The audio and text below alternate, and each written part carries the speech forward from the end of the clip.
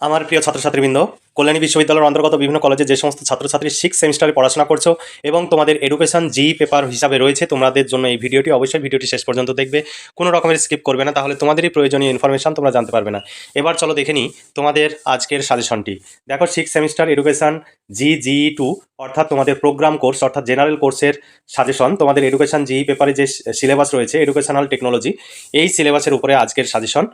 দেখো, 5 ও 10 মার্কের প্রশ্নের সাজেশন 2024, অর্থাৎ তোমাদের জুলাই আগস্টে পরীক্ষা হবে, সেই পরীক্ষার সাজেশন 2024 সালের। তাই তোমরা এই সাজেশনটি তোমরা ফলো করতে পারো, এই প্রশ্নগুলো নিজেরা তৈরি করে নিয়ে পড়তে পারো, অথবা আমাদের কাছ থেকে সরাসরি নিচে দেওয়া হোয়াটসঅ্যাপ নাম্বারে যোগাযোগ করে নোটসগুলো সংগ্রহ করে নিতে পারো। তোমাদের জেনারেল কোর্সের শর্ট প্রশ্ন এবং বড় প্রশ্ন একটি পেপারের কমপ্লিট পেয়ে যাবে 200 টাকায়। আর তোমাদের যদি 4টি পেপার তুমি একসঙ্গে নাও তাহলে তোমাকে 700 টাকা পেমেন্ট করতে হবে। তবে তোমরা অবশ্যই তোমার যে যে বিষয় রয়েছে সেই বিষয়ের নোটস রেডি হয়েছে কিনা নিচে দেওয়া হোয়াটসঅ্যাপ নাম্বারে মেসেজ করে অথবা ফোন করে কথা বলে নেবে, তারপরে সংগ্রহ করবে। তোমরা যদি আমাদের কাছ থেকে নোটস সংগ্রহ করো তাহলে তোমাদের যেমন অর্থের সাশ্রয় হবে তেমনি সময়েরও সাশ্রয় হবে, কারণ এই নোটস সংগ্রহের জন্য তোমরা বিভিন্ন জায়গায় ছুটে বেড়াও, তার জন্য তোমাদের প্রচুর অর্থ ব্যয় হয়। হয়তো তোমরা সেটা যদি হিসাব করো একটি সেমিস্টারে তোমাদের 5 থেকে 7,000 টাকা খরচ হয়ে যায়। তাই আমাদের কাছ থেকে সংগ্রহ করলে মাত্র 700 টাকায় তোমরা 4টি পেপারের নোটস পেয়ে যাবে। আর 4টি পেপারের বেশি যদি তুমি নোটস সংগ্রহ করো তখন কিন্তু কোনো ছাড় পাবে না, তখন প্রতি পেপারের জন্য 200 টাকা করেই পেমেন্ট করতে হবে। কোনো রকমের দামাদামি করবে না বা রিকোয়েস্ট করবে না। আমাদের এখানে কোনো রকমের দামাদামি হয় না, কারণ অভিজ্ঞ শিক্ষক মণ্ডলীর দ্বারা এই সমস্ত নোটস তৈরি হয়। নোটস তৈরি করার জন্য আমাদের প্রচুর খরচ হয়, তাই খরচ তোলার জন্যই তোমাদের কাছ থেকে এই ন্যূনতম অ্যামাউন্ট ধার্য করা হয়েছে। চলো দেখে নিই আজকের এই সাজেশনগুলো। দেখো, 1 নম্বর প্রশ্ন দেখো, কক্ষ যোগাযোগের 5টি বাধা সম্পর্কে লেখো। শ্রেণীকক্ষে যোগাযোগের বাধাগুলি অপসারণের বা দূর করার বা মুক্ত করার উপায় বা কৌশলগুলি লেখো। 10 মার্কের প্রশ্ন। 2 নম্বর প্রশ্ন দেখো, শ্রুতি মাধ্যম বা শ্রুতিমূলক প্রদীপনের 3টি সুবিধা এবং 2টি অসুবিধা লেখো। 3 নম্বর প্রশ্ন, টিকা লেখো কম্পিউটার এবং শিক্ষাক্ষেত্রে এর ভূমিকা। এরপরে 4 নম্বর প্রশ্ন, শ্রেণীকক্ষে যোগাযোগ প্রক্রিয়া বলতে কি বোঝো? শ্রেণীকক্ষে যোগাযোগ প্রক্রিয়া গড়ে তোলার জন্য কোন কোন বিষয়ে খেয়াল রাখা উচিত? শ্রেণী শিখনে যোগাযোগ প্রক্রিয়ার ত্রুটিগুলি লেখো। 5 নম্বর প্রশ্ন, শিক্ষণ মডেল কি? গ্লেসারের বেসিক শিক্ষণ মডেলটি বর্ণনা করো। 6 নম্বর প্রশ্ন, শিক্ষণ মডেলের উপাদানগুলি আলোচনা করো। 7 নম্বর প্রশ্ন, শিক্ষণ মডেলের শ্রেণীবিভাগ করো। ব্রোনারের ধারণা গঠন মডেলটি বিবৃত করো। 8 নম্বর প্রশ্ন, ধারণা স্তরের শিক্ষণ বলতে কি বোঝো? 9 নম্বর প্রশ্ন, শিক্ষণের পর্যায়ের 3টি সম্পর্কে আলোচনা করো। তারপর 10 নম্বর প্রশ্ন, দলগত শিক্ষণের সংজ্ঞা দাও, এর বৈশিষ্ট্যগুলি বিবৃত করো, দলগত শিক্ষণের ধাপ সমূহ ব্যাখ্যা করো। 11 নম্বর প্রশ্ন, স্মৃতি স্তরের শিক্ষণ বলতে কি বোঝো? স্মৃতি স্তরের শিক্ষণের 3টি বৈশিষ্ট্য বিবৃত করো। কার্যকরী স্মৃতি স্তরের শিক্ষণ এর জন্য কিছু উপদেশ সম্পর্কে আলোচনা করো। 12 নম্বর প্রশ্ন, প্রোগ্রাম শিক্ষণের বিষয়ে সংক্ষিপ্ত টিকা লেখো। 13 নম্বর প্রশ্ন, প্রোগ্রাম শিখনের সুবিধা ও অসুবিধাগুলি লেখো। 14 নম্বর প্রশ্ন, নির্দেশনামূলক প্রযুক্তিবিদ্যার বৈশিষ্ট্য নীতিগুলি লেখো, অথবা প্রোগ্রাম ইনস্ট্রাকশনের 5টি নীতি সমূহ ব্যাখ্যা করো। 15 নম্বর প্রশ্ন, শিক্ষণের প্রি অ্যাক্টিভ ধাপগুলি আলোচনা করো। 16 নম্বর প্রশ্ন, শিক্ষাগত প্রযুক্তি বিজ্ঞানের পরিধি উল্লেখ করো। 17 নম্বর প্রশ্ন, শিক্ষা প্রযুক্তি বিজ্ঞানের সংজ্ঞা দাও, এর লক্ষ্য ও নীতিগুলি সম্পর্কে আলোচনা করো। 18 নম্বর প্রশ্ন, শিক্ষা প্রযুক্তির গুরুত্ব লেখো।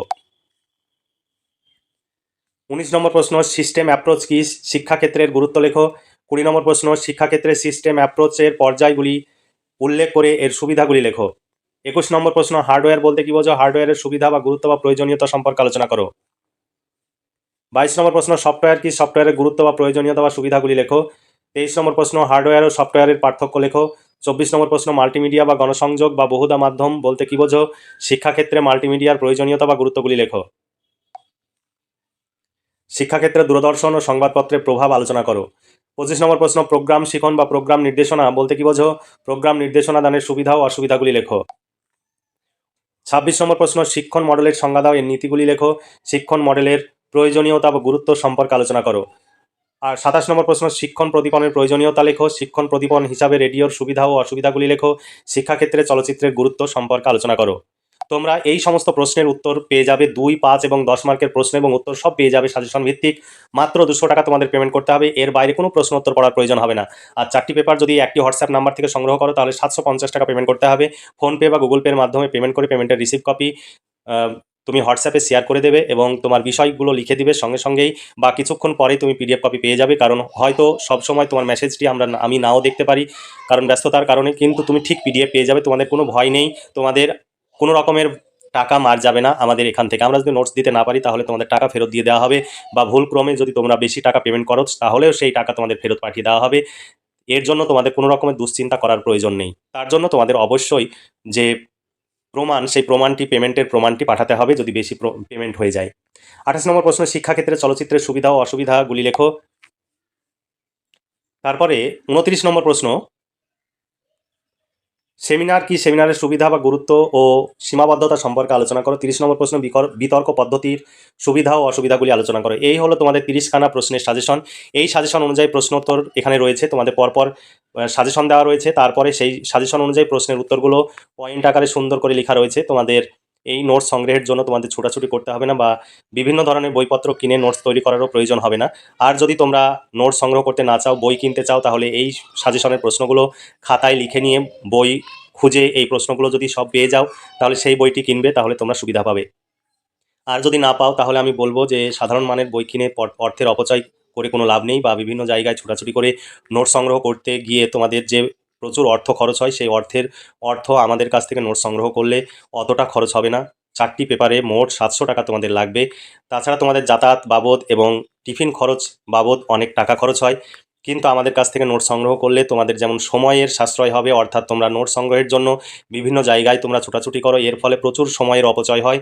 সেই সময়ের অপচয় যেমন রোধ হবে, সেই সঙ্গে তোমরা সেই সময়টা ঘরে বসে পড়াশোনা করতে পারো, বা পরিবারের কাজে সেই সময়টি ব্যয় করতে পারো। তাতে তোমাদেরই লাভ হবে বলে আমার বিশ্বাস। তাহলে তোমরা এখনই নোট সংগ্রহ করে নাও এবং পড়াশোনা শুরু করে দাও। তোমাদের পরীক্ষা হবে জুলাই আগস্ট মাসে, তাই কোনো রকমের দুশ্চিন্তা না করে নিচে দেওয়া হোয়াটসঅ্যাপ নাম্বারে ফোন করে কথা বলে নাও, তারপর নোট সংগ্রহ করো। তোমার যদি ভালো লাগে তবেই সংগ্রহ করবে, নচেত সংগ্রহ করবে না। তাহলে আজকে এই পর্যন্তই। তোমরা ভালো থেকো, সুস্থ থেকো এবং খুব ভালোভাবে পড়াশোনা করে পরীক্ষার জন্য প্রস্তুতি নাও।